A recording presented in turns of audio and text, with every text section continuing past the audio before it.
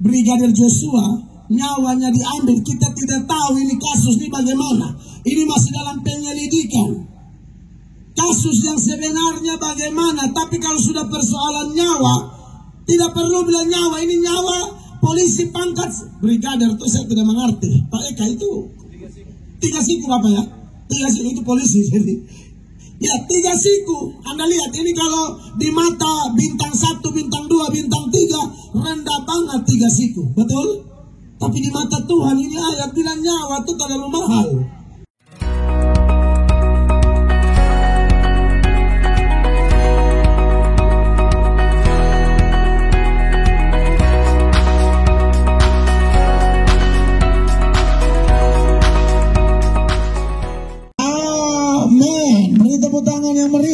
Bagi Tuhan Yesus. Silakan duduk Bapak Ibu jemaat terkasih. Shalom. Puji Tuhan, kita bersyukur bahwa saat ini kita bisa sama-sama sekali lagi di malam terakhir menerima firman Tuhan. Dan pembacaan firman Tuhan terambil dari 1 Yohanes 4 ayat 19.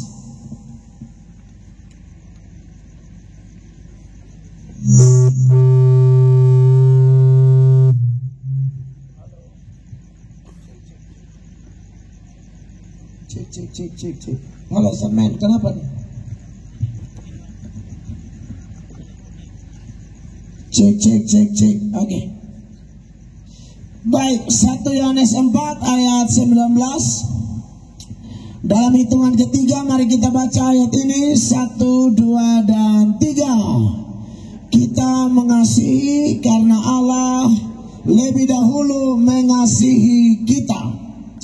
Bapak Ibu jemaat yang diberkati oleh Tuhan Yesus Kristus, dalam KKR Kasih Melanda Nevonite selama 2 malam ini kita telah menerima banyak berkat melalui kesaksian pengalaman nyata dari setiap anak-anak Tuhan yang telah merasakan langsung bagaimana pertolongan Tuhan yang ajaib.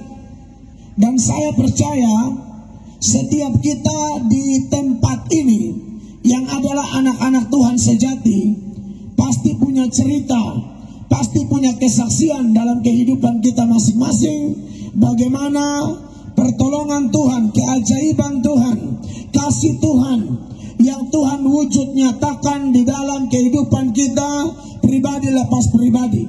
Dan memang sebagai anak Tuhan yang baik, kita ingat bahwa kalau kita sudah mendapatkan pertolongan Allah, wujud nyata kasih Allah, maka saya dan saudara tidak boleh tinggal diam. Kita harus bersaksi, entah dalam kesempatan kesaksian seperti KKR malam ini kah, atau kesaksian pribadi lepas pribadi kepada 1-2 orang saja kah. Semua itu harus kita lakukan dengan penuh kesadaran bahwa Allah telah mengasihi saya, dan bukti kasih Allah terlalu banyak bagi saya dan saudara. Tadi malam dalam khotbah saya sudah sampaikan bahwa kalau kita bicara tentang bukti kasih Tuhan, maka salah satunya adalah napas kehidupan yang kita masih hela, kita masih hirup dengan cuma-cuma. Ini sudah pasti adalah perkenanan Tuhan, waktu Tuhan. Sebab Bapak Ibu tahu bahwa sangat mudah bagi Tuhan membuat kita tidak ada hari ini. Amin, saudara. Sangat mudah bagi Tuhan membuat kita tidak ada hari ini. Tapi kenapa kita masih ada? Masih ada agenda Tuhan yang disertai dengan kasih Tuhan yang akan Tuhan nyatakan dalam kehidupan kita pribadi lepas pribadi. Kesaksian-kesaksian tadi mengingatkan kita bahwa kalau Tuhan sudah memulai, Tuhan akan meneruskan sampai seluruh rencananya tergenapi. Dia telah melakukannya, Dia akan meneruskannya, Dia akan menggendong kamu sampai putih rambutmu. Artinya bahwa Kalau kita masih ada, ini memang Tuhan masih mau melakukan sesuatu bagi kita. Ini mic sudah betul kayak ini. Atau saya pakai yang ini, yang tadi saja. Halo, soundman. Ini kita tenggelam. Karena apa? Ganti, ini saya. Yang pakai kabel saya. Kabel saya tadi kesaksian punya mic lebih bagus daripada yang mic lepas. Iya, mic kabel aja ya Kak ya. Oke. Nah, saudara-saudara yang diberkati oleh Tuhan Yesus Kristus. Dan malam ini kita mau belajar lebih dalam lagi seputaran kasih Tuhan. Saya percaya bahwa bukti lain atau bentuk lain dari kasih Tuhan, dia bukan hanya kasih kita napas kehidupan, tapi dia jaminkan juga kebutuhan jasmani kita. Amin.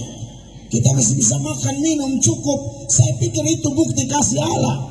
Sampai Tuhan membandingkan kita dengan burung di udara, dengan bunga bakung di taman, di ladang.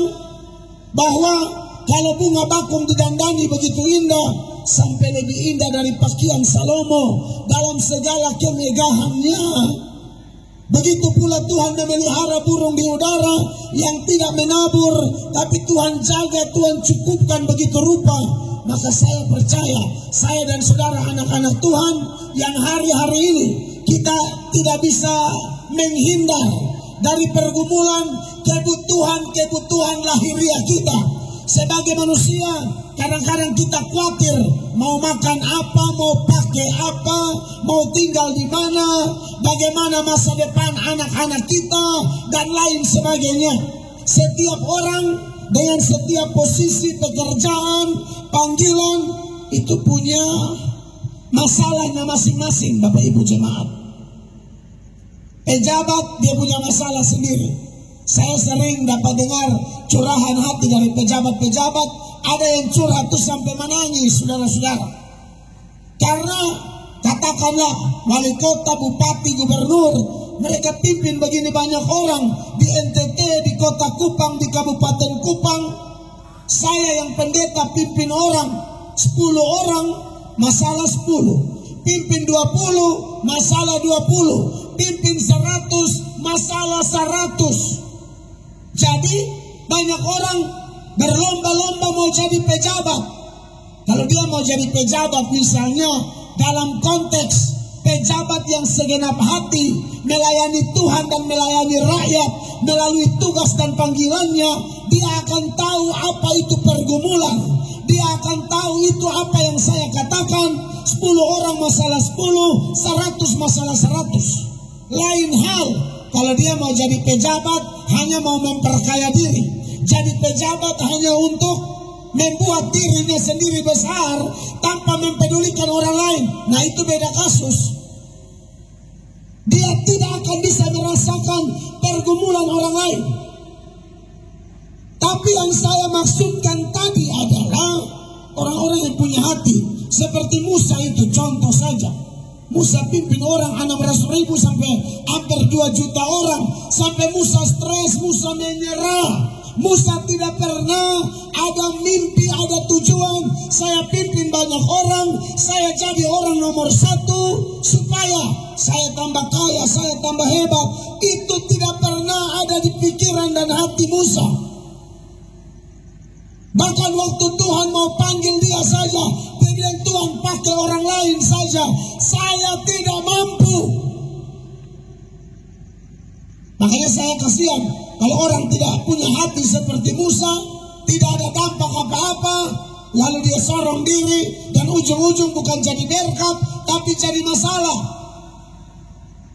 Sampai saya suka omong, beda pejabat zaman Firaun dan pejabat zaman sekarang.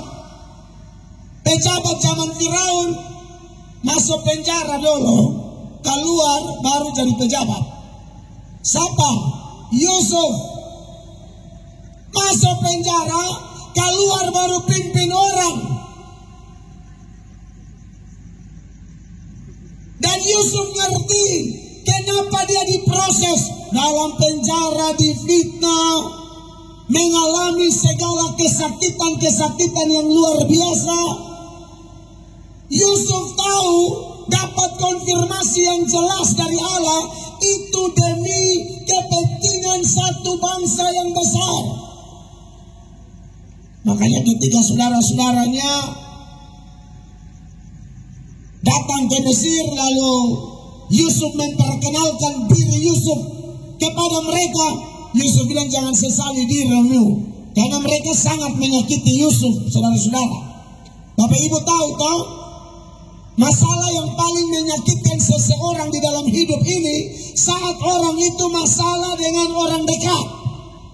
Kalau masalah dengan orang jauh kurang efek. Tapi kalau masalah dengan orang dekat, papa anak, suami istri, kakak adik, kawan akrab, pokoknya yang dekat-dekat, itu kalau masalah lukanya luar biasa. Bahkan ada orang yang susah ampuni orang hanya gara-gara dulu dia orang dekat, dia sakitin saya. Tapi Yusuf tidak. Ini orang dekat semua diampuni. Ini kemampuan dari mana? Sesuai nats yang kita baca, Yusuf telah mengalami kasih Allah. Makanya dia mampu mengasihi orang, sekalipun orang yang paling menyakitkan bagi dia. Saudara lihat waktu ketemu itu saudara-saudaranya dalam Kejadian 45, mulai ayatnya yang ke-5, firman Allah bilang begini. Tetapi sekarang janganlah bersusah hati dan janganlah menyesali diri karena kamu menjual aku ke sini, sebab untuk memelihara kehidupanlah Allah menyuruh aku mendahului kamu. Untuk memelihara kehidupanlah. Kehidupan siapa? Kehidupan kalian ini, bukan kehidupan saya. Ini pemimpin luar biasa. Orang yang sudah alami kasih Tuhan dan tahu mengasihi orang lain. Ya. Lalu ayatnya yang ke-7 dikatakan, maka Allah telah menyuruh aku mendahului kamu untuk menjamin kelanjutan keturunanmu di bumi ini, ya, dan untuk memelihara hidupmu. betul, sehingga sebagian besar daripadamu tertolong. Untuk memelihara hidupmu. Mu yang mana? Mu yang melukai aku. Itu luar biasa, saudara. Ya, standar ya, kalau orang bisa mengasihi orang yang kasih Anda, dia kasih Anda pisang zat sisir, Anda balas setengah kilo, itu standar banget. Kasih model begitu itu belum apa-apa. Tuntutan Kristus lebih daripada itu. Kalau engkau beri salam kepada orang yang beri salam kepadamu, engkau mengasihi orang yang mengasihimu. Kata Alkitab, apa kelebihanmu daripada para pemungut cukai? Apa kelebihanmu dari orang kafir yang tidak mengenal Allah? Mereka mengasihi orang yang mengasihi mereka. Tapi standar kasih anak Tuhan yang telah mengalami kasih Allah, Anda lihat ini. Dia bilang, sehingga sebagian besar daripadamu tertolong. 8. Jadi bukanlah kamu yang menyuruh aku ke sini, tetapi Allah.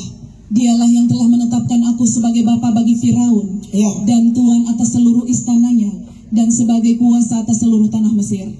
Lalu Yakub sudah mati, mereka ketakutan, mereka langsung entah benar atau tidak rekayasa. Bilang, Bapa belum mati, suruh kami datang kepadamu supaya ya biar kami jadi budakmu juga tidak apa-apa. Kami minta ampun, jangan balas dendam. Itu ada di Kejadian 50 mulai ayat 15. Coba ayat 15 firman Allah bilang begini. Ketika saudara-saudara Yusuf melihat bahwa ayah mereka telah mati, berkatalah mereka, boleh jadi Yusuf akan mendendam kita dan membalaskan sepenuhnya kepada kita segala kejahatan yang telah kita lakukan kepadanya. Iya, karena memang pasti ada sejarah seperti itu kan. Orang suka balas dendam saat sudah punya kuasa, sudah punya power, sudah punya jabatan, sudah punya kuasa. Biasa model begitu. Saya ingat dulu KKR tahun 2011 atau 2012. Kami dan tim KKR di lapangan Polda Nusa Tenggara Timur dengan tema Tuhan Yesus terima beta apa adanya. Waktu itu kalau tidak salah baru selesai pemilihan wali kota. Lalu saya berteriak di sana bahwa ingat pejabat-pejabat yang agama Kristen, tolong teladani Yusuf dulu.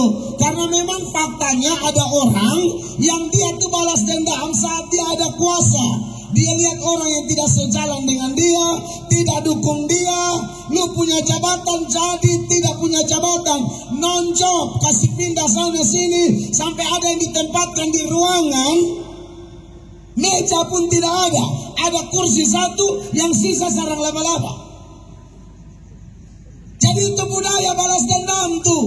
Padahal pejabat-pejabatnya agama Kristen, tapi kalau sudah ada power, injak orang, tandang orang, sikut orang, himpit kasih mati orang punya karir, itu sering terjadi. Ya, kalau secara politik memang konsekuensi berpolitik model begitu. Ya, tetapi anak Tuhan yang sejati, dia punya standar lebih. Standarnya bukan standar kebiasaan berpolitik. Standarnya adalah firman Allah, kasih yang diajarkan oleh Allah. Makanya saudara-saudara Yusuf melihat adanya fenomena itu, maka mereka memperkirakan Bapak mati, Yusuf balas dendam. Bapak mati, Yusuf injak atau 16 dan seterusnya. Sebab itu mereka menyuruh menyampaikan pesan ini kepada Yusuf. Sebelum ayahmu mati, ia telah berpesan. Nah, ini tidak tahu benar atau tidak. Saya curiga nih, mereka karang cerita nih. Sebab Yusuf dari awal sudah ampuni mereka sebenarnya. 17. Beginilah harus kamu katakan kepada Yusuf, ampunilah kiranya kesalahan saudara-saudaramu dan dosa mereka, sebab mereka telah berbuat jahat kepadamu. Maka sekarang ampunilah kiranya kesalahan yang dibuat hamba-hamba Allah ayahmu. Lalu menangislah Yusuf ketika orang berkata demikian kepadanya. Ini orang hati luar biasa.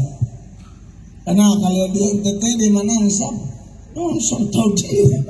Orang suka sekejap batin kata tinggal kepala nih. Tapi Yusuf masih menangis, padahal punya power. Orang kedua setelah Firaun bilang apa? Yang membedakan aku dan kau cuma ini tahta, yang lain lu yang urus. Tidak ada satu orang pun melakukan ini dan itu masuk keluar Mesir tanpa seizinmu. Ini betul-betul punya power, punya wewenang.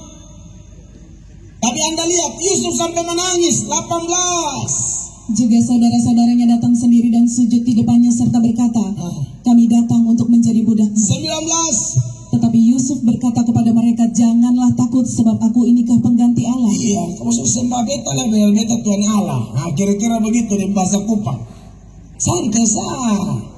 Kan dari awal, dari Kejadian 45 ayat 5, 7 dan 8 yang dibacakan tadi, Yusuf sudah bilang, jangan sesali diri. Betul kalian melukai saya, tapi Allah kita tuh Allah yang hebat, Allah yang maha kasih, maha kuasa, yang merubah kutuk bisa jadi berkat, merubah keadaan susah menjadi keadaan penuh sukacita.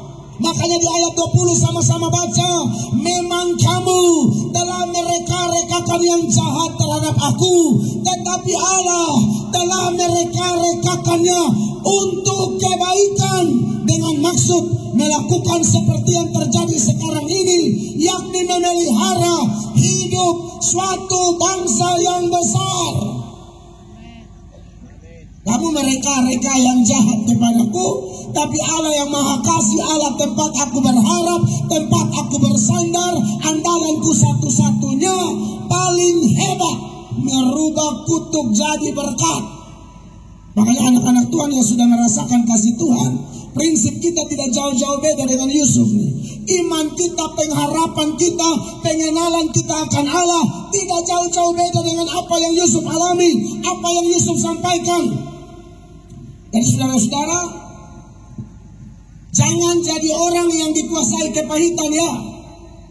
Sebab kita yang sudah mengalami kasih Allah, saya ingatkan bahwa seorang pembunuh itu tidak tunggu Anda kasih racun orang melalui makanan minuman, dia makan minum dia mati baru Anda disebut pembunuh. Atau Anda angkat parang pisau tikam potong dia mati baru Anda disebut pembunuh. Anda benci orang, dendam orang, tidak bisa ampuni orang, Anda pembunuh. Dan tidak ada pembunuh masuk surga. Karena baca 1 Yohanes 3:15, 1, 2, 3. Setiap orang yang membenci saudaranya adalah seorang pembunuh manusia. Dan kamu tahu bahwa tidak ada seorang pembunuh yang tetap memiliki hidup yang kekal di dalam dirinya. Kekasih-kekasih Tuhan, jadi bicara tentang kasih Allah seperti itu. Saya mulai dengan nats pembuka 1 Yohanes 4 ayat 19. Kita mengasihi karena Allah sudah mengasihi kita. Kita mengampuni orang karena Allah sudah mengampuni kita.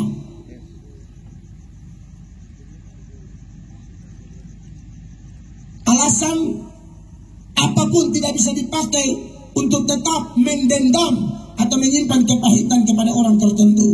Siapapun dia, lepaskan pengampunan. Kita semua ini orang kotor.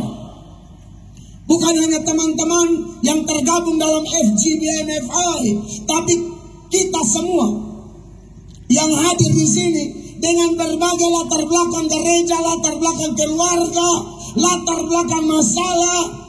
Seringkali kita berurusan dengan persoalan bisa mengampuni atau tidak.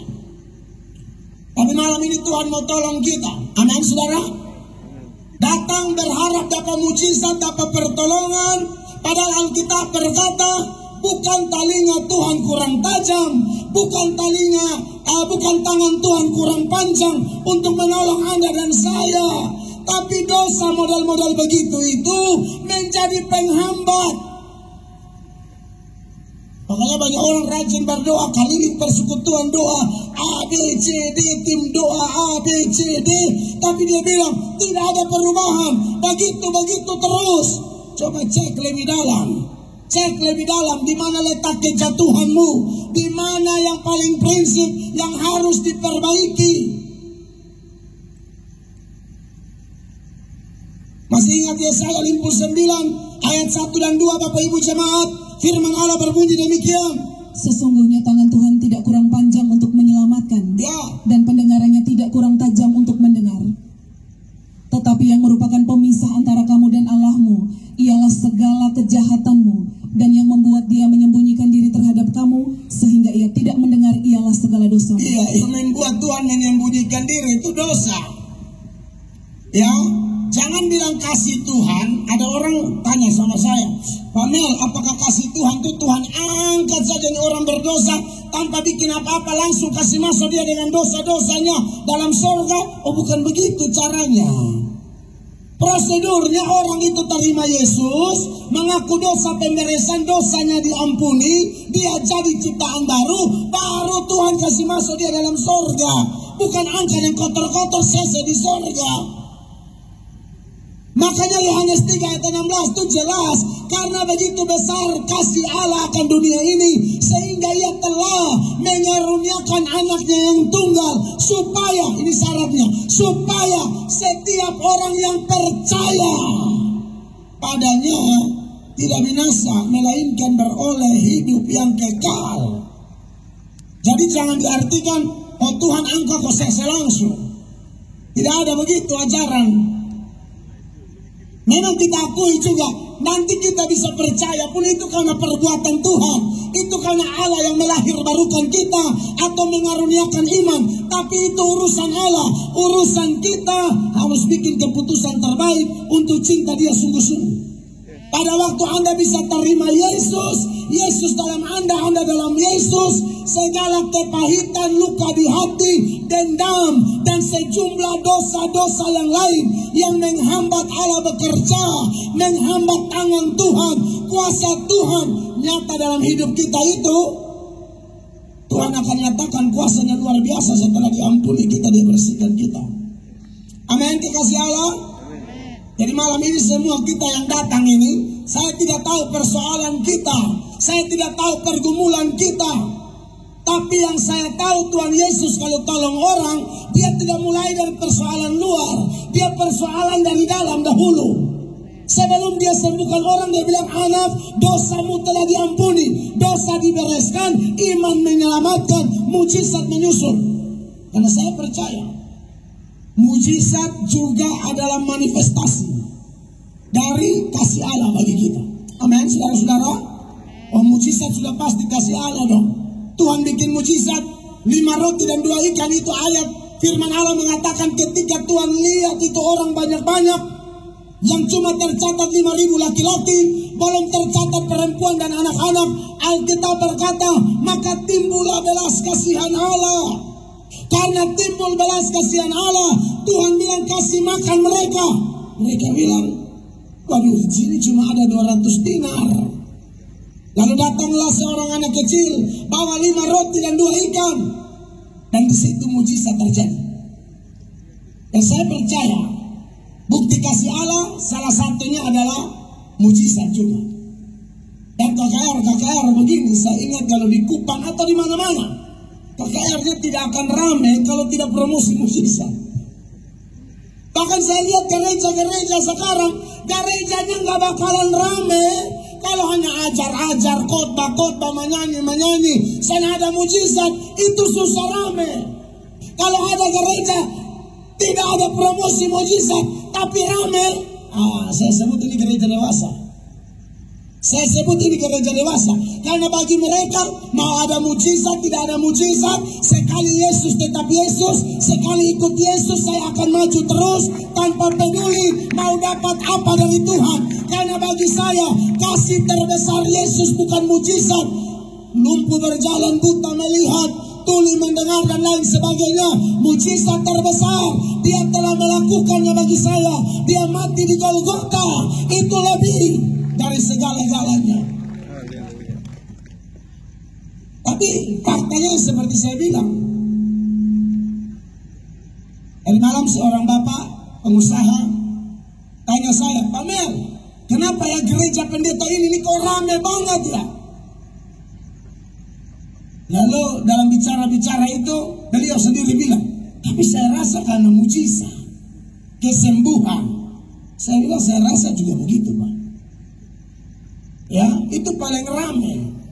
Dan itu bukan sesuatu yang mengagetkan kita hari ini. Karena dari dulu juga Tuhan Yesus hadir, itu orang yang rame-rame semua itu ikut Tuhan Yesus. Motivasi utama apa? Mujizat. Sebenarnya kalau mujizat dipahami dengan benar tidak ada masalah. Yaitu mujizat hanya jembatan. Mujizat bukan tujuan. Menjadi salah kalau mujizatnya tujuan. Yesus jadi jembatan doang. Jadi pakai Yesus untuk dapat mujizat buang Yesus. Nah itu bagi orang yang menjadikan mujizat tujuan. Tapi kalau mujizat jembatan, kesembuhan, ya, usaha bangkrut dipulihkan, apalagi berbagai pertolongan ajaib, itu hanya jembatan. Supaya dia datang sembah Yesus, dia datang ikut Yesus, sungguh-sungguh dan setia dengan Yesus sampai mati. Yesus harus jadi tujuan, bukan mujizat. Bapak Ibu jemaat, Tuhan mengasihi Israel dengan mujizat. Tapi ini bangsa salah melihat mujizat. Buktinya, kalau ada mujizat mereka bilang Allah hebat, Allah ajaib. Satu kali Tuhan proses mereka, murnikan mereka, dewasakan mereka dengan tidak melakukan mujizat, langsung mereka protes-protes, langsung mereka bersungut-sungut, bahkan mempertanyakan kehadiran Allah. Allah ini ada atau tidak? Kalau laut kosong terbelah, Allah ada. Tiang awan, tiang api, Allah ada. Mana surgawi, Allah ada. Ya. Burung puyuh Tuhan kirim di tenda-tenda mereka karena menangis minta daging. Tuhan kasih daging, Allah ada. Nah satu kali di daerah nama Masa dan Meriba, Tuhan proses mereka melalui air minum, Bapak Ibu. Hanya air minum. Mereka langsung tanya, Tuhan ini ada atau tidak? Anda bayangkan ini orang. Ada orang Kristen model begitu di sini. Saya percaya mujizat itu kasih Allah. Tapi tolong mengerti mujizat yang adalah salah satu manifestasi kasih Allah ini cuma jembatan. Jangan jadi tujuan. Tujuannya Anda alami Tuhan. Bukan hanya mujizat, sumbernya yang harus kita miliki. Di dalam Keluaran 17 ayat 7, Anda lihat di sana mereka protes Tuhan Allah dan tanya keberadaan Allah. Allah ada atau tidak ini Allah? Bayangkan. Dinamailah tempat itu Masa dan Meriba, oleh karena orang Israel telah bertengkar, dan oleh karena mereka telah mencobai Tuhan dengan mengatakan, adakah Tuhan di tengah-tengah kita atau tidak? Saudara lihat ini. Bapak Ibu ada yang begitu kan? Ada masalah sedikit. Tuhan gimana? Betan Tuhan beinjak lu sama mati. Kurang ajar nih. Lu diberkati dengan Tuhan Allah ada. Berbuat apa? Saya tahu Tuhan di mana. Untung Tuhan tuh panjang sabar. Kalau melatok dia Tuhan, lu mati di kamar mandi. Kayak lu yang salah ngayak, benar. Kalau ini sangkas lo, ini mesti semati. Beta nih, suminta ulang-ulang barani ada ayat satu Tuhan dan melu terbangku bicara ke satu. Beta malam 2000 lolos, beta sabi semua. Karena beta yang sesak gitu, beta bersyukur punya Allah yang hebat, yang sonke beta. Ante kata, aduh, heran mau mati, ada berkat. Dianggap Tuhan Allah ada tuh kalau sembuh. Kalau sakit Tuhan Allah ada. Nah, pengalaman model apa ini? Orang begini setan tipu Anda paling gampang. Karena omong mujizat, setan bisa bikin mujizat. Tapi ibu jangan bilang Tuhan Allah sah. Nah bagi Anda yang suka jadikan mujizat tujuan, mentang-mentang karena pendeta bilang mujizat adalah salah satu manifestasi kasih Allah, lalu Anda juga ngotot mujizat. Setan tahu, ini satu ini maniak mujizat nih. Maka setan bikinlah mujizat palsu. Kenapa nak baca 2 Tesalonika 2 ayat 9 dan 10? 9 bilang apa? Kedatangan si pendurhaka itu adalah pekerjaan iblis dan akan disertai rupa-rupa perbuatan ajaib, ya, tanda-tanda dan mujizat-mujizat palsu. Ya, Anda lihat itu ya. Jadi jangan bilang semua mujizat dari Allah ya. Ada juga mujizat palsu dan Alkitab berkata itu pekerjaan iblis. Baca Bapak itu 2 Tesalonika 2 ayat 9. Tapi untuk mujizat jenis ini hanya orang yang tidak cinta kebenaran yang akan terjebak dengan tipu muslihat seperti ini. 10. Dengan rupa-rupa tipu daya jahat terhadap orang-orang yang harus binasa. Terhadap orang-orang yang mana? Harus binasa. Karena apa? Karena mereka tidak menerima dan mengasihi kebenaran yang tepat yang dapat menyelamatkan mereka. Mereka tidak mengasihi Yesus yang dapat menyelamatkan mereka. Mereka hanya cari mujizat. Setan tipu mereka. Kalau anak Tuhan sejati itu kesadaran Mesa Abednego. Kalau Tuhan yang kami sembah sanggup tolong kami, dia tolong. Tapi kalau Anda kata dia tidak tolong, kami tidak sembah patungmu. Itu baru dia bernama dewasa iman. Justru orang begitu yang tidak terlalu menghiraukan mujizat, seringkali mujizat lebih cepat terjadi. Amin, kekasih Allah. Anda lihat ini, siapa mereka yang terjebak dengan tipu daya setan? Mereka yang tidak mengasihi kebenaran. Saya mau kasih tahu cara nabi palsu bikin mujizat. Yang pertama, ada nabi palsu bikin mujizat pakai nama Yesus. Pertama, dia bikin mujizat bisa pakai nama Yesus. Saya baca satu teks ya, supaya saya jelaskan bahwa yang saya bicarakan di sini nabi palsu. Saudara pernah baca Matius 7 ayat 15-16. Ini bicara tentang nabi palsu, yaitu serigala-serigala yang menyamar seperti domba. Dikatakan demikian. Padalah terhadap nabi-nabi itu yang datang kepadamu dengan menyamar seperti domba, tetapi sesungguhnya mereka adalah serigala yang buas. Jadi konteks ayat ini sedang bicara tentang nabi palsu. Mereka menyamar. Ini perlu saudara tahu supaya kalau Anda baca terus sampai ayat yang saya maksudkan, itu tidak boleh dipenggal teks ini. Yang dibicarakan di sini adalah nabi palsu, bukan orang Kristen sejati. Saya mau memunculkan satu ayat yang terkenal yang sering dipakai oleh pendeta-pendeta tertentu tanpa melihat konteks secara utuh. Dia pikir itu ayat bicara tentang orang Kristen. Bukan, nabi palsu. Langsung 21 sah. 21. Bukan setiap orang yang berseru kepadaku Tuhan, Tuhan akan masuk ke dalam kerajaan sorga, melainkan dia yang melakukan kehendak Bapakku yang di sorga. Ternyata nabi palsu yang adalah serigala yang menyamar seperti domba dan ada dalam gereja, ada dalam KKR, ada dalam persekutuan doa, dan kalau full gospel tidak hati-hati bisa ada dalam full gospel. Paman apa? Ini saya omong pengurus-pengurus full gospel ini. Jangan asal terima semua yang masuk full gospel pasti domba. Cek Bapak. Logikanya kalau dalam gereja saya bisa ada serigala begini masuk full gospel, terlalu apa kalau serigala saya bisa masuk? Amin. Jadi mesti waspada tuh. Saya masalahnya beta omong porsi jelas, penasehat. Nah saudara mau penasehat pakai apa? Kalau bukan firman. gereja saja ada serigala, masa full gospel bisa lolos? Hati-hati. Karena dia masuk bukan karena Yesus, kan dia lihat, ini kalau rekan bisnis ini connect dan dia ini maju, itu maju, ini maju. Yesus itu dia geser, dia cari profit. Bisa tidak itu? Bisa banget. Beta bukan kanal full gospel NTT sah. Kadang-kadang membangun hubungan bukan karena cinta Tuhan, sonde. Ini kayak ya simbiosis mutualisme. Bahkan ada yang bukan simbiosis mutualisme, benalu. Ini bukan ini benalu betul-betul. Kalau simbiosis mutualisme masih saling ini ya. Kalau benalu itu memang garu, saya lebih ke menggaru. Jadi dia ini memang kaskaduk sebenarnya. Ya.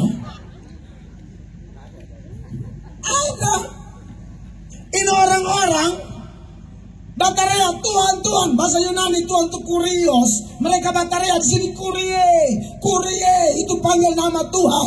Tuhan siapa yang dimaksud? Tuhan Yesus. Nabi palsu, serigala menyambar jadi domba, tapi panggil Yesus Tuhan. Itu bukan sesuatu yang mengagetkan. Tidak semua orang yang panggil Yesus Tuhan itu pasti domba sejati. Jangan terlalu polos jadi Kristen. 22. Pada hari terakhir banyak orang akan berseru kepadaku, Tuhan, Tuhan, bukankah kami bernubuat demi namamu? Iya. Dan mengusir setan demi namamu? Ya. Dan mengadakan banyak mujizat demi namamu juga? Sekali lagi jangan out of context, tetap dalam konteks. Ini nabi palsu, bikin mujizat dalam nama Yesus, namamu. Usir setan dalam nama Yesus. Jadi ini tidak bicara orang Kristen. Bukan bicara orang kayak Paulus atau orang-orang seperti Anda yang sudah terima Yesus dan Anda telah dimeteraikan dengan Roh Kudus yang namamu terdaftar di dalam surga. Bukan itu. Ini nabi palsu. Tapi Anda lihat, usir setan pakai apa?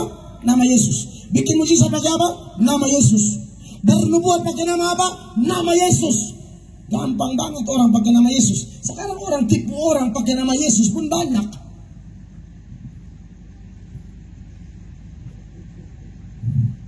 Hati-hati, Bapak Ibu jemaat. Kadang-kadang kalau sebuah omong kasih ini, orang menjadi seperti polos-polos begitu, tanpa filter, tanpa curiga. Ini dalam kasih dan curiga-curiga. Dan dia kalau dapat kode antero tuh bodoh. Kau dalam kasih dan curiga-curiga. Tuhan Allah yang maha kasih dan cemburu. Kita Tuhan yang darkolhuan. Amin. Akhirnya karena usir kan. Jadi nabi palsu pun cara kerja. Nanti kasih tahu jenis nabi palsu lain. Kalau yang ini bikin mujizat pakai nama Yesus, tapi Anda jangan pikir dia masuk surga. Ini penipu berat karena tolak. 23. Pada waktu itulah aku akan berterus terang kepada mereka dan berkata, aku tidak pernah mengenal kamu. Enyahlah daripadaku kamu sekalian pembuat kejahatan. Untuk orang begini Tuhan tidak bilang, dulu aku kenal kamu, sekarang tidak. Bukan. Aku tidak pernah kenal kamu. Sekali Tuhan kenal orang, dia kenal sampai selama-lamanya. Sekali dia tidak kenal orang, dia akan pakai ini kata, aku tidak pernah kenal kamu. Pelayanan nomor 1, penjahat kau. Ya, jadi semua kata orang di sini, panitia, pelayan, full gospel semua. Kalau masih ada yang piara-piara jahat, bertobat di malam. Kalau tidak dalam kegiatan ini hanya show rohani. Kata-kata sendiri masih diperbudak oleh dosa-dosa. Harus dilepaskan. Amin Bapak Ibu jemaat. Amin. Contoh lain. Ada ciri nabi palsu dalam hal bikin mujizat. Kalau ini pakai nama Yesus, ada yang tidak pakai nama Yesus. Dia bisa kesembuh Anda, tidak pakai nama Yesus. Tapi tahu dari mana bahwa dia nabi palsu? Cara dia ajak Anda setelah Anda alami mujizat itu. Waktu Anda alami mujizat, dia ajak Anda pergi sembah Allah lain. Makanya dalam Ulangan 13, mulai ayat 1, dikatakan demikian. Apabila di tengah-tengah muncul seorang nabi atau seorang pemimpi, dan ia memberitahukan kepadamu suatu tanda atau mujizat. Ya, kalau ada pengajar sesat yang begini, dia omong apa meleset, ada. Sama ke tim doa, dapat penglihatan. Oh, lu nikah di orang Belanda, tahu jadi di orang Keletunan di Nunuk Namat. Ada, maksudnya orang-orang Keletunan ini konfat tuh ya. Kalau Nunuk Namat dia agak kesei ya. Kolbano pisana luneng nunu itu. Penglihatan bilang bule Belanda. Jadi begini, sei. Nah ini meleset nih.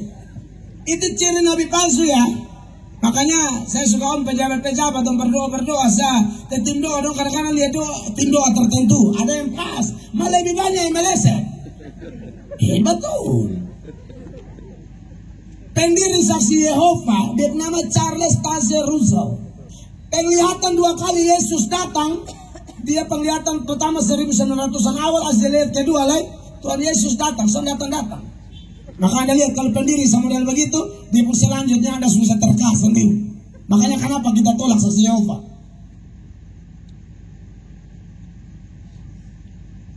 Bapak mengapin si Buea, pernah dengar? Yang nubuat balik endah. Pengikut 50% bertumpu orang. NTT. Bilang Tuhan mau datang tanggal sekian. Dosu jual pohon, jual tanah, jual segala macam tahu. Yesus ada gunain barang-barang deh. Yesus mau kembali deh. Awi dia kan sudah datang ini. Dia mau tunggu orang di Lasiana, lempari kilo dia. Dia Yesus mau kembali. Dia guna apa deh ini hewan dong ini. Awi. Dia tunggu-tunggu Yesus bukan Yesus. Dia Dalmas yang datang. Tunggu Yesus, pikir Yesus mau jemput, polisi yang jemput. Yesus nggak jemput masuk surga, polisi jemput, sel. Malaysia, ada lagi kemarin yang datang 2012, Malaysia, 2017, Malaysia. Itu nabi palsu. Kalau saya tanya macam-macam lain, saudara saya bilang, suta yang begini Anda piulang dan memang Anda orang yang otak bisa mengerti.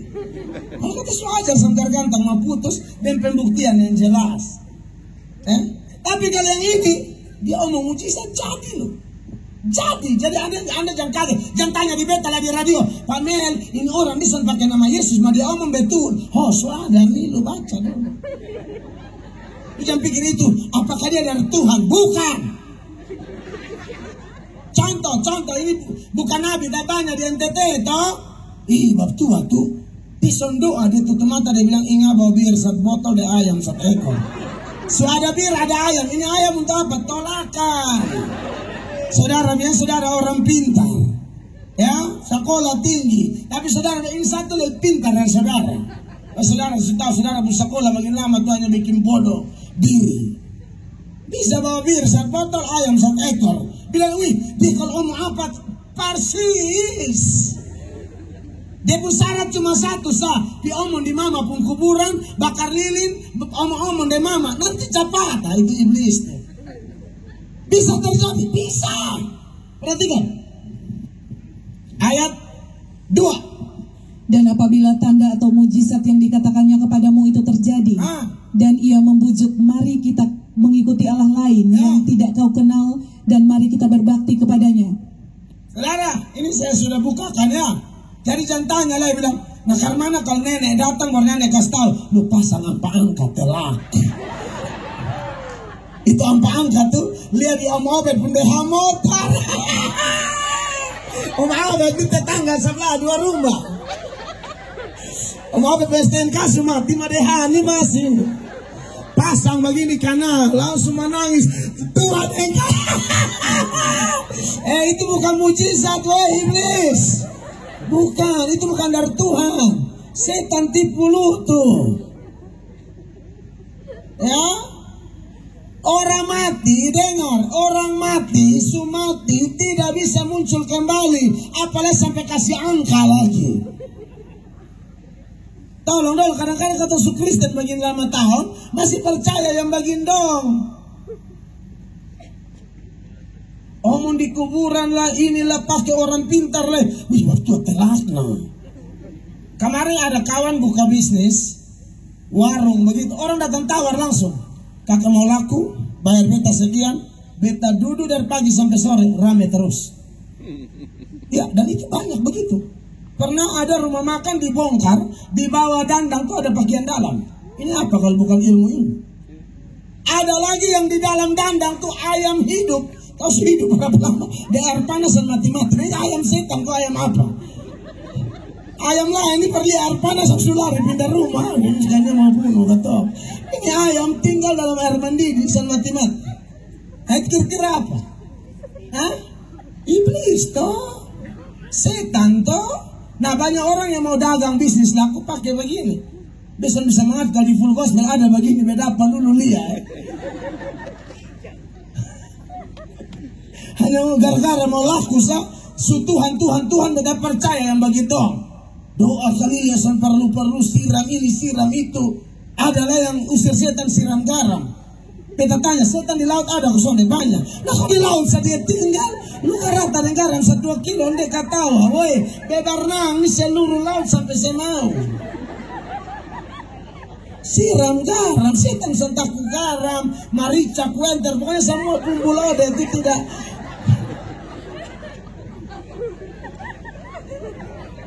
Ada saya manusia dong. Kadang-kadang katong yang notabene Kristen semua nama Joame dari Alkitab, Ma'ana, Miana, Ununa, Suana, Kobusna, Matiusna, Peuna.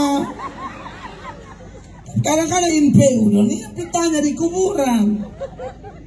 Koi masalah begini bisa doa sabu musti kampung kau tanya ama di nenek pun kubur. Dia pernah tanya di nenek kau tawan keluar gigi ama di mata ini. Aku sembuh 2 bulan. Dia mati sekali baik sebenarnya.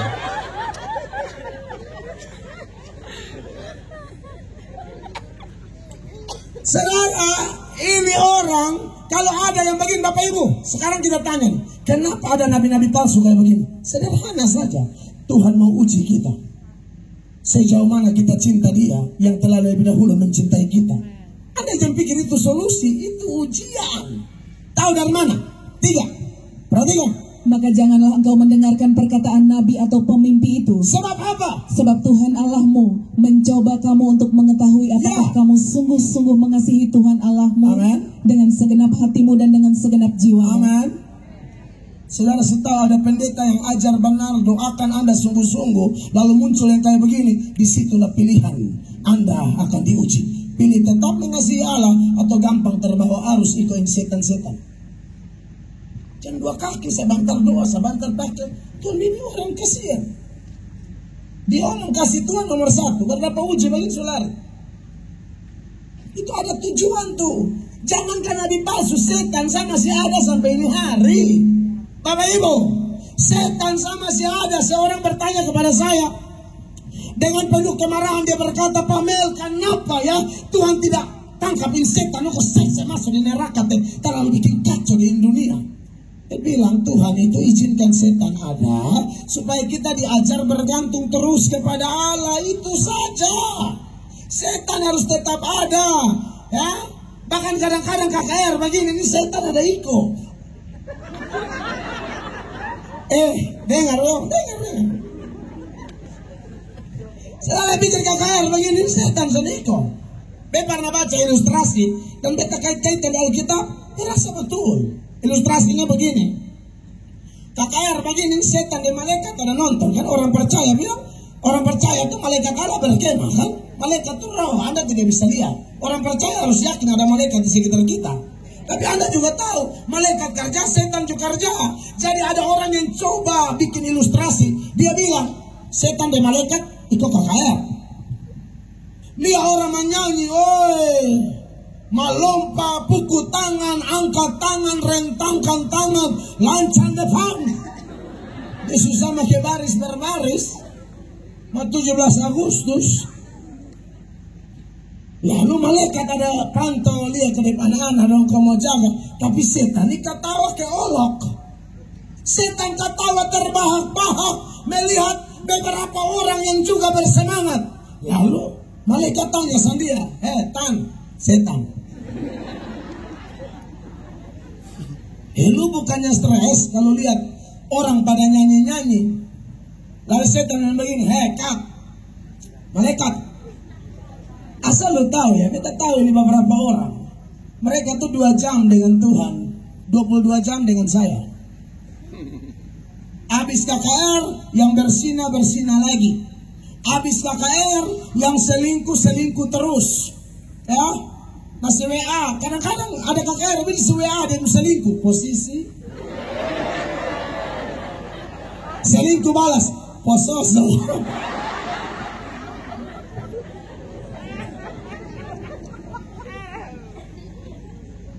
Dia balas lah posisa.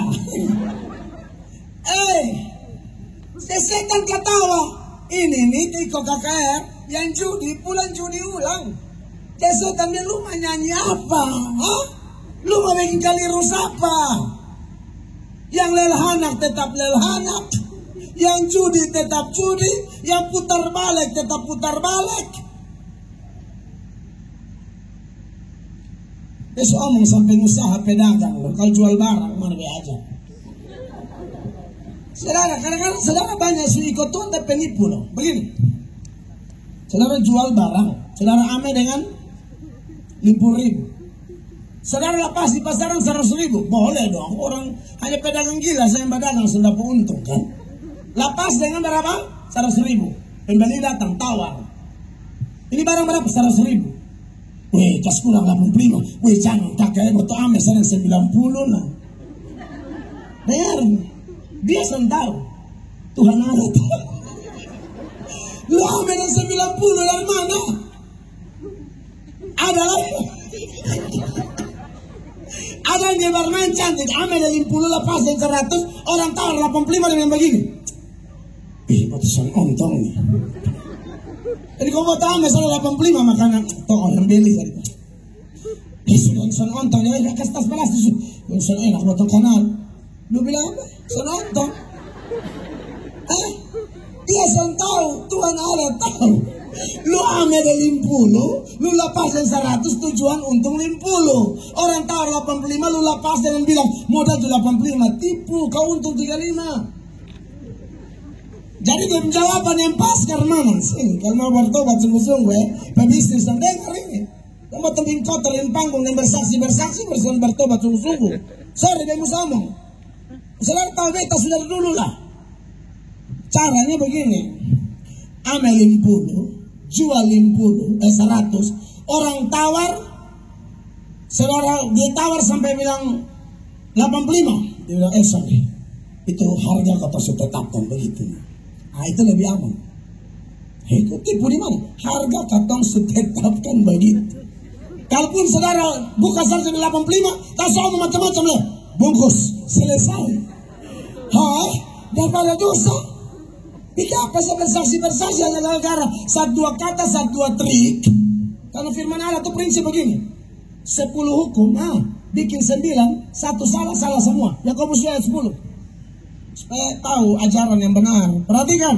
Sebab barang siapa menuruti seluruh hukum itu, tetapi mengabaikan satu bagian daripadanya, ia bersalah terhadap seluruhnya. Betul. Saudara mau begitu? Capek-capek bekerja, hanya gara-gara tipu sepotong, Tuhan hapus dari nol. Bikin baru lah. Lah baik jaga bapak ini hati. Karena kita dan jagalah hati dengan segala kewaspadaan, karena dari situlah terpancar seluruh kehidupan. Amin. Wenyong dong kalau mau dia orang puana nona tanya kerja di mana langsung kasih tahu jelas lu apa. Grab bilang Grab. Jangan kerja di mana? Di Bank NTT. Di bagian pokoknya yang paling muka ya. Padahal di muka ini memang Grab semua gitu loh. Hanya di muka Bank NTT kan lu putar gitu loh.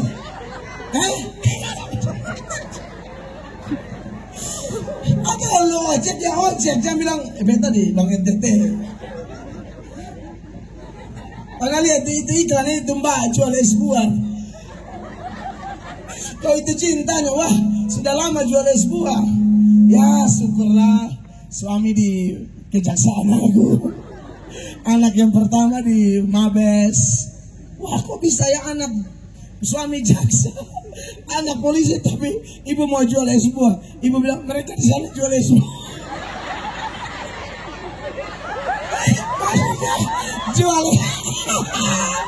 jual es buah di kompleks kejaksaan aku. Jadi begini, maksud. Makanya dulu beta metua nih beta nyatakan cinta dia respon kan. Tapi Tuhan tidak pernah lihat rumah saya. Sedangkan saya namanya orang pelayanan, pakai jas, pakai ini segala macam. Walaupun lebih banyak RW sebenarnya. Saya jadi pikiran gitu loh, aduh ini kalau dia tahu rumah saya bagaimana ini. Maka dengan memang jujur tadi harga mahal ya. Ini pergumulan ini kasih tahu atau tidak, kasih tahu atau tidak. Saya punya firasat ini tahu langsung putus. Jadi akhirnya ya sudahlah. Saya dengan dia, beliau juga pakai beliau motor, saya tidak ada motor juga. Jas lengkap gaya mata tape mau lampu 2. Manang di gaya betul kalau yang pelayanan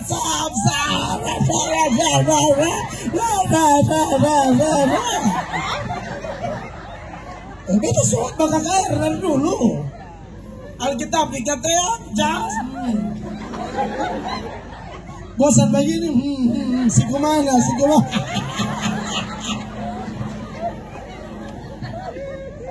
Waduh, beta pikiran nih. Akhirnya dia bilang, Nona kapan-kapan di rumah.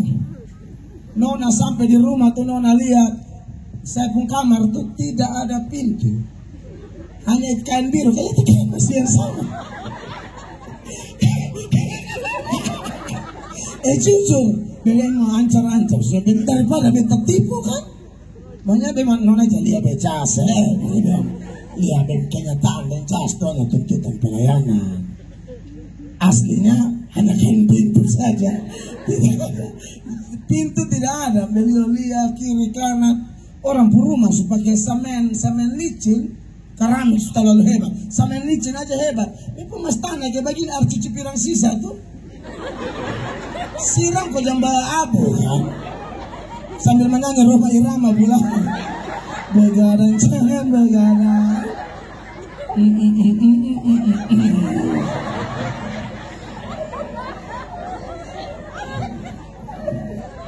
Kasihan ini bekas. Pada itu rumah tuh mungkin terlalu sibuk pelayanan. Seorang laba-laba pun banyak. Nanti saya curiga, kan ini Peter Parker. Makanya Spider-Man belum berubah sah. Kenapa-napa terlalu banyak. Puji Tuhan tapi istri ini bagus. Dia mengasihi saya bukan karena ada apanya. Apa adanya. Kalau ada apanya, jangan apa.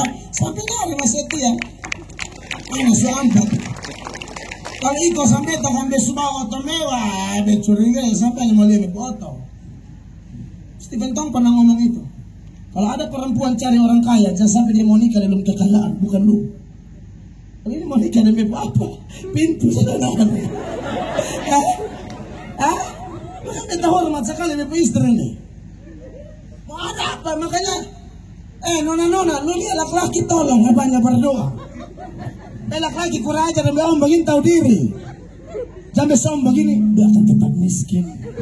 Bukan itu maksud saya.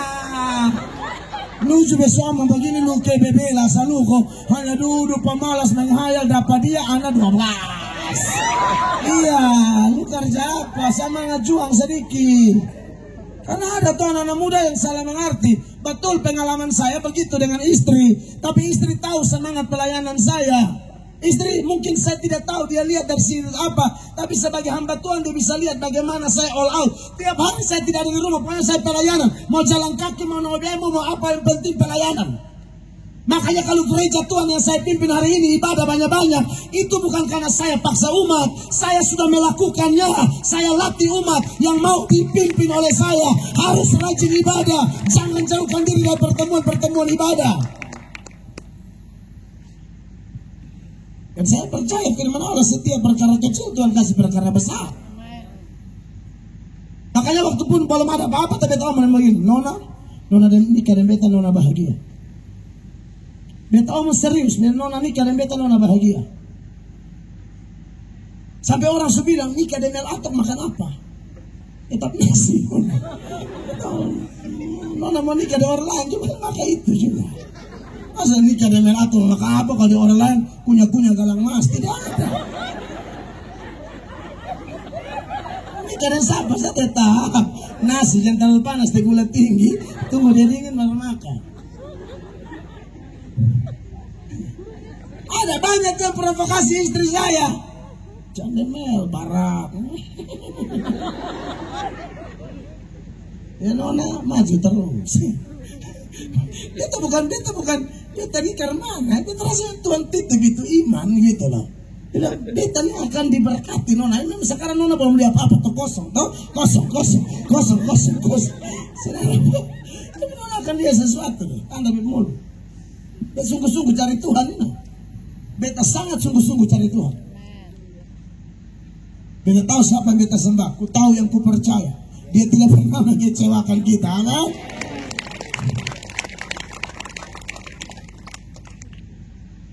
Karena bukti kasih Tuhan, Tuhan bilang, burung di udara selesai piara, apalagi kau. Kau tong hidup, nona. Kau tong diberkati. Nah, kekasih Tuhan. Jadi, kalau bicara bukti kasih Allah, betul ya kita dicari mujizat apa segala macam. Kalau Tuhan kasih syukur, Tuhan tidak kasih tetap setia ya. Jangan bilang Tuhan tidak ada gara-gara tidak terjadi mujizat. Allah tidak selalu mau melakukan mujizat. Ada orang ajar bodoh, mujizat itu tergantung ketong, lu mabok. Mujizat tidak tergantung kita. Kalau mujizat tergantung kita, kenapa Stefanus di saat dimana dia paling butuh mujizat tidak terjadi mujizat? Kapan Stefanus paling butuh mujizat? Saat dia mau dilempari dengan batu itu. Stefanus itu pelayanannya dia bikin mujizat. Tapi saat dimana dia butuh mujizat, mujizat tidak terjadi. Batu kena dia, ratusan atau ribuan batu, dia mati di tempat. Kurang beriman apa Yohanes Pembaptis? Selama pelayanan Yohanes Pembaptis tidak ada mujizat, tidak ada. Tapi khotbahnya benar. Mujizat, saya tidak remehkan mujizat. Saya percaya mujizat. Tapi saya yakin mujizat terjadi menurut kehendak Allah. Dan Allah bikin mujizat bukan sambarang-sambarang. Tiap-tiap hari tidak ada. Selalu ada tujuan. Selalu ada maksud. Bahkan untuk melatih umatnya semakin kuat. Harusnya tanpa mujizat pun umat harus bertumbuh melalui pendengaran firman. Saya kalau pelayanan di Jawa tuh saya lihat, loh kok semua jadi omong mujizat. Dan puji Tuhan saya penjadwal KKR Surabaya, Jakarta, Sulawesi, Kalimantan ada banyak. Ini kesempatan saya ajar mereka. Termasuk di Amerika, saya ngomong pengajaran tanya jawab sampai kawan-kawan di Amerika bikin KKR khusus mau datangkan saya, bukan karena mujizat. Mereka bilang kami butuh pengajaran itu, Pak. Mereka rela keluarkan biaya untuk saya hadir di sana keliling Amerika beberapa waktu ke depan ini, bukan untuk mujizat. Kan saya bilang orang di Amerika cuma satu yang luar biasa model begini. Karena kalau undang pendeta mujizat itu biasa, undang pendeta mengajar itu susah, apalagi togor dosa. Itu undang biaya mahal-mahal yang udah mengomel ini, kan begitu. Tapi dong mau gitu. Kita sangat diberkati, wow. Sampai kadang-kadang orang hanya demi menarik orang, tidak ada mujizat juga bilang mujizat. Kan dia tahu banyak orang paling doyan yang beginian, maka tidak mujizat pun dia bilang mujizat, tipu orang. Itu penipu. Jangan percaya yang begini-begini ya, orang Kupang minimal yang hadir di sini sekarang. Dan ini video nanti saya posting di YouTube saya. Banyak orang karena tipu.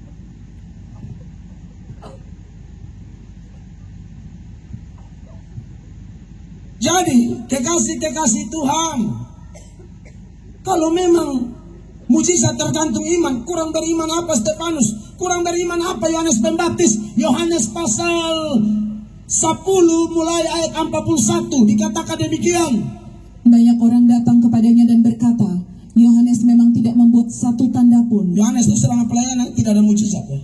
Tidak pernah doakan orang sakit sembuh. Dia berkhotbah baptis orang.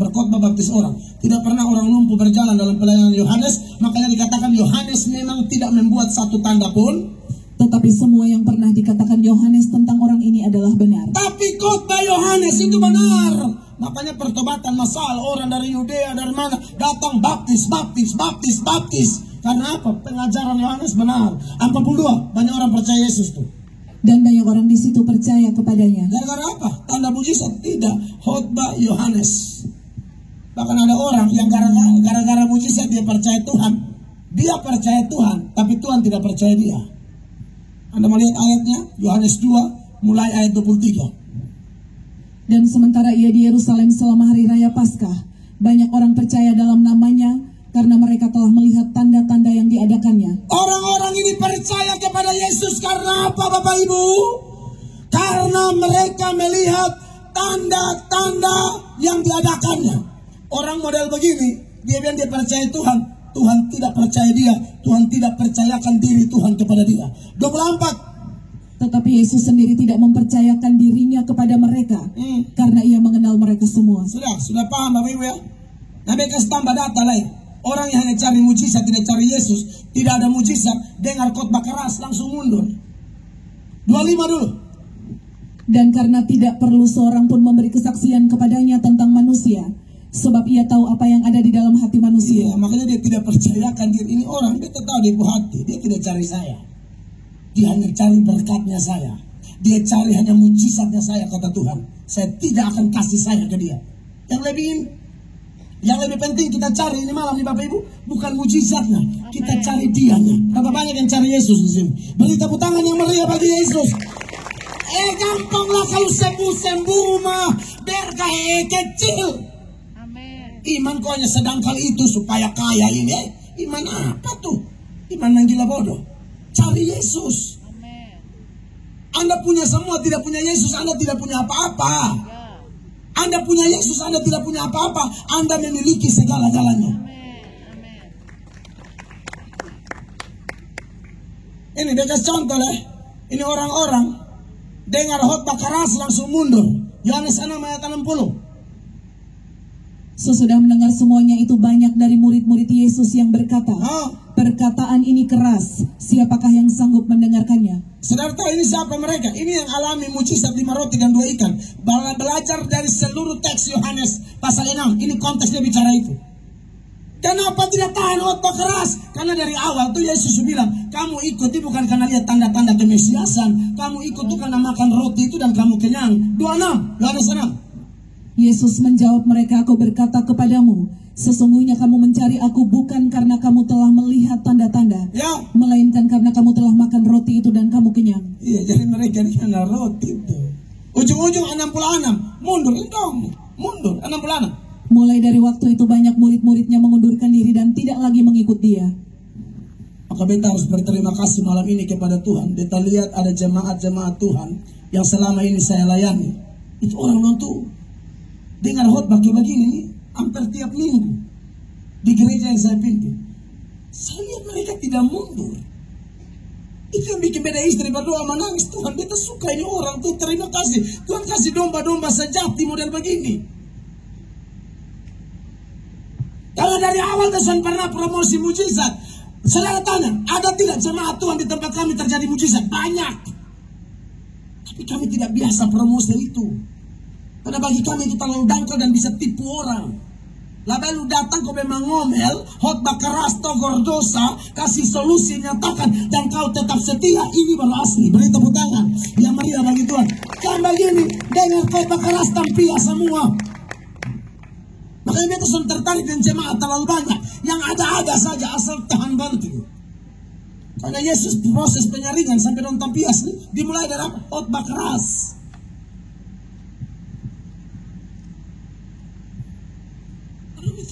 Jemaat berapa ada 10 tahun, ada yang berapa tahun ikut dukung saya, ikut Tuhan tapi dukung melalui pelayanan kami.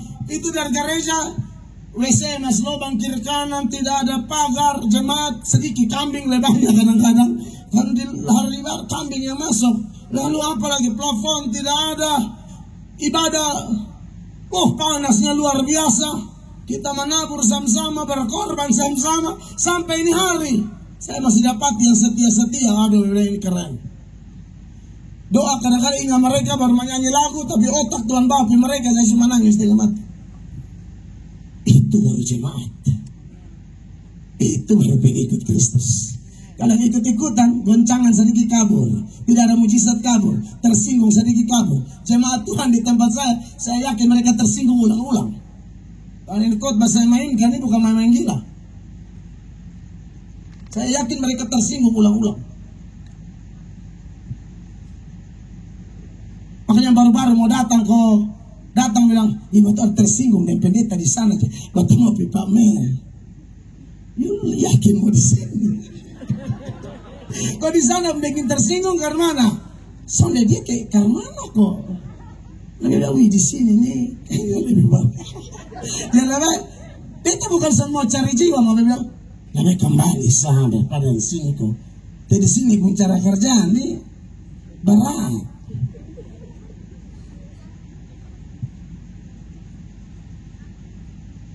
Saudara-saudara yang diberkati Tuhan, sudah paham ya maksud saya? Kita cari Yesus. Amen. Mujizat kecil. Yes. Jangan kalau bikin besar, mujizat sama Yesus karena geser. Dulu kalau KKR di Polda, dia pun tema ngeri, kesembuhan ilahi, pasti sembuh. Yang kursi roda datang pulang sembuh. Don cuci maki panitia, putar balik, basol semua, setan KKR, setan bila sembuh, main kita tikam juga. Iya kan, maksud promosinya salah. Lagi omong kasih Tuhan, kok sederhana soal dikasih itu manifestasinya. Allah mau bikin mujizat silakan, Allah mau pulihkan ekonomi Anda silakan, Allah mau bentuk Anda next level kayak apa silakan, suka-suka dia, amin. Karena bagi kita malam ini, kalau kita bicara kasih Allah, kasih terbesar adalah Yesus Kristus bagi kita. Amen. Tuhan Yesus diberikan bagi kita itu paling besar, lebih dari segala-galanya. Amen. Makanya Roma 5 ayat 8 mari kita baca sama-sama. 1, 2, 3. Akan tetapi Allah menunjukkan kasih-Nya kepada kita.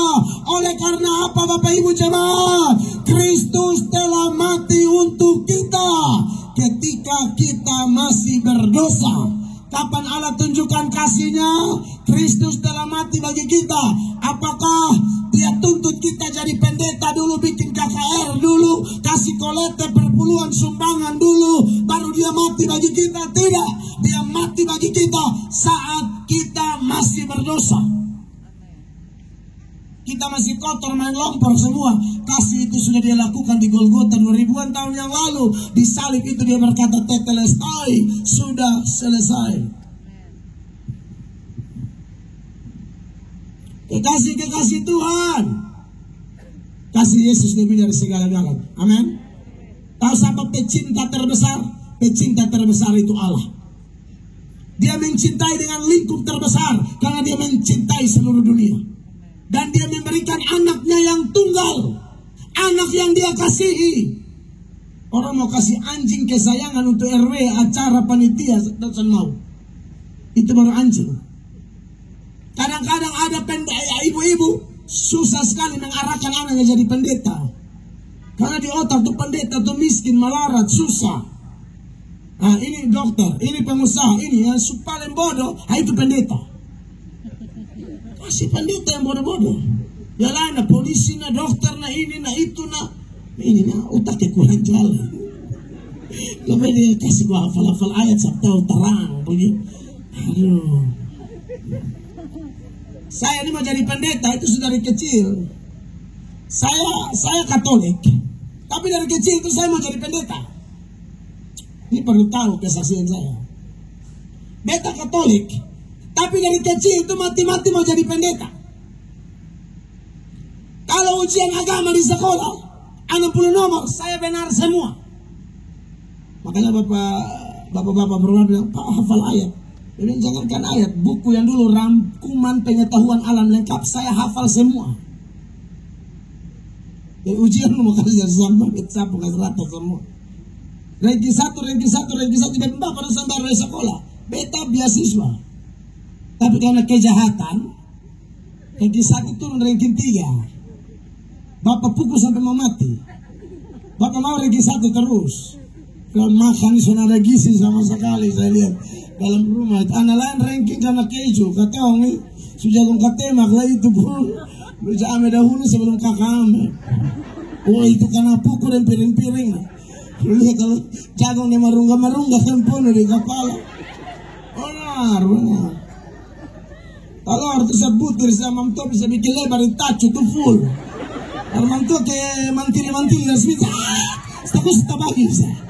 Bertipis sekali, memotong seimbang dengan nasi satu piring itu sampai habis sama-sama gitu loh. Mengerti ya? Nah, nasi dengan telur tuh. Nasi 2 sendok, telur dia mulai dari pusuk dia segitiga tuh. Potong taruh pita, aku baru bayangkannya. Satu butir, padahal ini satu butir bagi ampa. Luar biasa. Tapi Tuhan Yesus mau pilih, amin. Kita semua, bukan cuma saya, kesaksian tadi luar biasa. Dan saya yakin Bapak Ibu jemaat terkasih, kalau Anda datang dengan menemukan kasih sejati yang dimaksudkan dengan ujung tombak tema, kasih melanda nefonaik, yang dimaksudkan cuma satu nama, Yesus Kristus Tuhan. Di dalam Dia ada kepenuhan kasih Allah. Anda kalau tinggal dalam Dia, Anda buka hati, Dia masuk dalam hidup Anda. Dia berkata Dia akan merestorasi hidupmu. Dia telah bayar hidup dan saya dan saudara lunas, tidak ada cicil-cicil. Datang kepada Dia, terima sungguh-sungguh, muliakan Allah dengan tubuhmu. Bukti cinta terbesar itu, pemberian terbesar adalah Yesus untuk selamatkan jiwa kita. Bapak Ibu tahu toh, yang paling mahal di dunia apa? Kita punya nyawa ini. Makanya Mazmur 49 ayat 8 dan 9. Ayat 8 bilang begini, tidak seorang pun dapat membebaskan dirinya atau memberikan tebusan kepada Allah ganti nyawanya. Kenapa? Karena terlalu mahal harga pembebasan nyawanya dan tidak memadai untuk selama-lamanya. Saudara, karena terlalu mahal harga pembebasan nyawanya dan tidak memadai untuk selama-lamanya. Makanya kalau kita lihat, kalau ada kasus pembunuhan seperti yang sekarang, Brigadir Joshua, nyawanya diambil, kita tidak tahu ini kasus ini bagaimana. Ini masih dalam penyelidikan. Kasus yang sebenarnya bagaimana, tapi kalau sudah persoalan nyawa, tidak perlu bilang nyawa, ini nyawa polisi pangkat brigadir itu saya tidak mengerti. Pak Eka itu 3 siku Bapak ya. 3 siku itu polisi jadi. Ya 3 siku. Anda lihat ini kalau di mata bintang 1, bintang 2, bintang 3 rendah banget 3 siku. Betul? Tapi di mata Tuhan ini ayat bilang nyawa itu terlalu mahal. Anda lihat saja kasus Penkase, sampai hari ini masih heboh karena ada nyawa. Sudah kalau urusan dengan nyawa itu tidak bisa, saudara-saudara. Makanya persoalan Brigadir J, kalau kita lihat sekarang di TikTok, media sosial, tidak tahu ini ujungnya di mana. Kita berdoa buat Polri, supaya jangan hanya gara-gara masalah ini reputasi Polri menjadi korban. Kita berdoa yang terbaik, Tuhan buka jalan. Ini polisi tembak polisi di rumah polisi, ya. Yang mati CCTV. Kan banyak saya lihat di TikTok, ada polisi tembak polisi di rumah polisi, ditangkap polisi, diadili polisi, tapi yang mati CCTV. Itu di TikTok, ya, karena CCTV kita tahu ada bermasalah toh. Ada lagi ini, dia punya pengacara nih, siapa, Simanjuntak. Ini orang pun nama Kamarudin Simanjuntak bilang ada CCTV yang disambar petir. Aku juga bilang sonde lah, jadi petirnya harus ditanyai juga, diselidiki ini sambar kapan. Itu bahasa-bahasa sindiran sebenarnya. Tapi terlepas dari itu semua, hilangnya nyawa Brigadir Joshua bikin heboh satu dunia loh. Ini bukan cuma di Indonesia, dunia. Apalagi Indonesia, sampai masyarakat yang kecil-kecil, ibu-ibu juga sekarang TikTok mulai tanya, di mana itu? Ini ibu-ibu siapa? Kalau saya pribadi seputaran Brigadir Joshua ini urusan kita berdoa saja. Tapi dengan hilangnya satu nyawa bikin heboh, lalu kita kaitkan dengan Alkitab. Memang Alkitab berkata nyawa itu terlalu mahal. Makanya dari awal Tuhan sudah bilang, siapa yang menghilangkan nyawa orang itu harus dihilangkan. Di dalam Kejadian 9 ayat 6 itu dikatakan apa di sana? Siapa yang menumpahkan darah manusia, darahnya akan tertumpah oleh manusia. Sebab apa? Sebab Allah membuat manusia itu menurut gambarnya sendiri. Itu dia, makanya nyawa itu terlalu berharga. Yesus datang ke dunia itu untuk bayar nyawa. Amin. Harga nyawa itu terlalu mahal sekali. Karena ingat, Tuhan Yesus kasih pindah setan dari 2000 babi, setan dari orang gila ke dalam 2000 babi di Gadara. Babi harga satu ekor berapa? Di Sumba ada demi adat babi bisa 10 juta. Tapi kalah sama Papua. Babi bisa ada yang 30 juta sampai 50 juta. Babi satu ekor ada yang 50 juta. 50 juta kali 2000. Berapa tuh? 20 M. 5.000 kali 100 M. 100 M ya? 100 miliar. Pokoknya usahakan jangan salah, itu YouTube memang.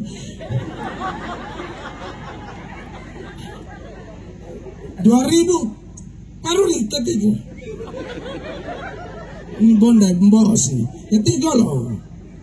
Itu stick di sana, stick babi juga kok. Sana anak ketiga. 2000 kali 50 juta. 100 M. Saya tidak bilang nyawa manusia 100 M. Tapi kalau itu orang gila dalam konteks sekarang, lalu pakai standar harga babi di Papua yang ada satu ekor 50 juta kali 2000, 100 M. Untuk bayar nyawa satu orang gila. Orang mengong loh. Bayangkan Anda punya 100 M dan punya keluarga gila seperti ini. Lalu Anda disuruh oleh Tuhan memilih. Sekarang Tuhan uji Anda, lu pilih mana? Korbankan 100 M lalu ini gila sembuh, atau lo ada pilihan? Pasti selalu dengan Bapak, biar kemana-kemana biarkan susu umum. Baik udah sembuh lah, ada guna lah. Tak ada nih yang batang surugi banyak pikir sembuh. Berapa hari sepoe? Contoh ini TikTok ini mereka banyak nonton. Bila ada orang gila, dia kawan jatuh di got, air, kolam begini. Jadi dia tolong. Jadi orang dia, wih, Yesus sembuh ini mah. Biasa begini, ini orang mati gantung diri. Padahal sudah dapat pujian, orang pikir tahu dia. Itu kawan yang tadi kemarin kau tolong jatuh di got itu, dia ada gantung diri. Langsung begini, itu beta yang jumur dia. Supaya cepat kering, bayangkan. Beta yang angkat berpikir, babasa ini lebih ganteng kok kan. Dia angkat, maksudnya dia bayangkan kawan ini pakaian gitu loh. Ini babasa itu ikan di leher ganteng. Namun dia mati, pingsan dia jumur supaya kering cepat.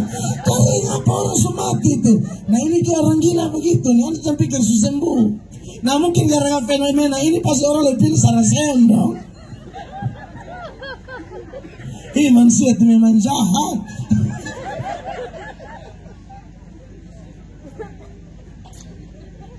Tapi maksud saya gini, Anda lihat Tuhan Yesus mencinta. Dalam itu cerita tuh orang makin ancur Tuhan Yesus loh. Pemilik babi anggap Tuhan Yesus pengacur, lu korbankan potong babi-babi hanya untuk mengong satu. Tapi di sisi lain, disitulah cara Tuhan Yesus melihat harga nyawa orang. Makanya saudara, kenapa nyawa kalau hilang tuh pasti heboh, gempar. Lu mau bikin karmana seakan ketahuan. Siapapun pembunuh, lu mau bikin bagaimana saja pasti akan ketahuan. Allah di sorga yang cipta itu nyawa. Lu mau lari di mana tidak bisa. Pasti ketahuan. Pasti ketahuan. Jangankan bilang sarasem, seluruh dunia punya kumpul kekayaan, tidak bisa bayar nyawa kita Bapak Ibu. Matius pasal 16 ayat 26. Perhatikan firman Allah. Apa gunanya seorang memperoleh seluruh dunia, tetapi kehilangan nyawanya? Perhatikan. Dan apakah yang dapat diberikannya sebagai ganti nyawanya? Punya seluruh dunia, kehilangan nyawa. Seluruh dunia ini kekayaan emas, perak, dolar, pound sterling, mutiara, intan, permata, apapun itu tidak bisa membayar satu nyawa. Saya dan istri pergi khotbah di Freeport. Lalu mereka bilang di Freeport itu sama kayak di sorga. Karena itu jalan yang batu-batu semua itu mengandung emas semua. Yesus jalan di atas emas. Tapi waktu ada kecelakaan tahun berapa? 2003 kalau tidak salah, 2013. Saya punya kawan satu, dia salah satu yang lolos. Dia bilang waktu lolos itu saya ingat bahwa memang nyawa itu lebih penting dari semua. Kerja harga tinggi, tapi waktu goncangan gempa, kan itu bukit-bukit itu selorong-lorong di dalam semua. Itu goyangan sehabis. Gaji tinggi. Saya tanya, saya dan istri dibawa kepada dalam-dalam, sampai di underground, sampai yang paling tinggi, sampai yang underground, sampai gereja paling rendah di dunia mungkin. Berdempetan dengan masjid. Sampai di sana, dapat lihat ini semua, lalu dia bilang, Pak, per hari di tempat ini menghasilkan 300M satu hari. 300M satu hari. Urus mas tuh. Saya dapat batu besar begini, tapi ini ada emas. Tapi belum titis sampai sekarang. Besar begini. Tapi itu kalau dasar saya harus pakai surat pemeriksaan ketat sama kayak masa Amerika, masa Freeport.